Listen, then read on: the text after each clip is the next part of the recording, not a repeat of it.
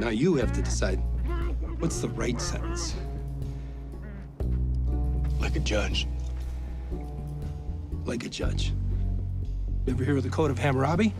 Let the punishment fit the crime, eye for an eye. Eye for an eye. You want me to blind them? No, no, all they did was trash talk. Okay, today we're going to be looking at the Code of Hammurabi. Now, you might be saying, what in the world is the Code of Hammurabi? Well, first of all, let's break it down. First of all, the word code, when we say the Code of Hammurabi, the code is, all it means is a collection of laws.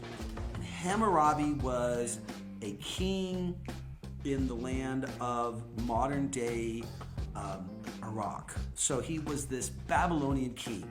And it was about 1,500 years before the birth of Christ. Now, please don't email me or post a comment about how I was off a little bit, okay? It was about 1,500 years before Christ. Now, it was found in about early part in the 1900s, and it was found in Iran, and if you'd like to see this today, well, you'd have to get a plane ticket and fly to the country of France and go visit the city of Paris and go buy your ticket at the Louvre Museum, and you can see the actual Hammurabi Code. Now, the Hammurabi Code, what it was a collection of about 200 laws. And they were not so much laws as they were pretty much like scenarios that if you did something, this is what would happen. And we'll be looking at that in class. So this is one of, the reason it's so famous is that it's one of the oldest sets of written laws, and it's one of the oldest full sets of laws, okay? Now, the actual thing that you can go to the Louvre and see, it's this, we would say, kind of a large black stone. It's called a stele. And on the top of this, you will see two figures. And most people think that the person on the left is Hammurabi, receiving the law from one of the Babylonian gods. There on the right, he's got, and if you look at his shoulders, it looks like little things coming off the shoulders that represents like glory from the sun. So this is the god giving Hammurabi these like this writing. So it's kind of the impression is what is written down here is also an essence from the gods. So don't complain. Anyway, so the god's name was Shamash, something like that. Now, also as we look at this, there are even some, yes, I realize that some think that Hammurabi's on the right and the god is on, Hammurabi's on the right and the god is on the left. But since this is one of the oldest collections of laws, this is why it deals with all sorts of areas of life in terms of real estate.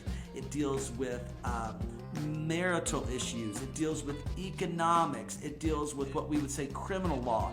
And so it is one of the early foundations that we look at for law and culture. Now, it does have, we see a carryover with this within America. On our Supreme Court building in Washington, D.C., all around the outside at the top, you will see these like small little figures that some of them are of real people, some of them are not, but they're famous individuals and ideas and concepts of justice and law. And on there, it's either the north or the south side, you will see, as we look right here in this picture, a carving of a representation of Hammurabi. Another example where we find Hammurabi in our government, we see in our Congress building, in the House of Representatives chamber, along the very top in the gallery, there's some famous little carving or images of some famous people that have had influence in law. And Hammurabi is up there in the Congressional House of Representatives chamber.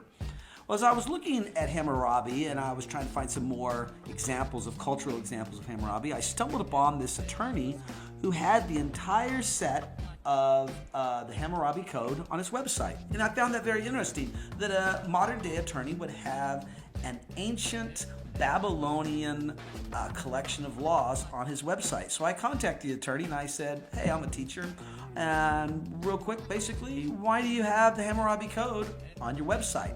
And this attorney said the following thing to me. The Code of Hammurabi is important because it shows an early appreciation for the rule of law, having one legal code that applies equally to everyone.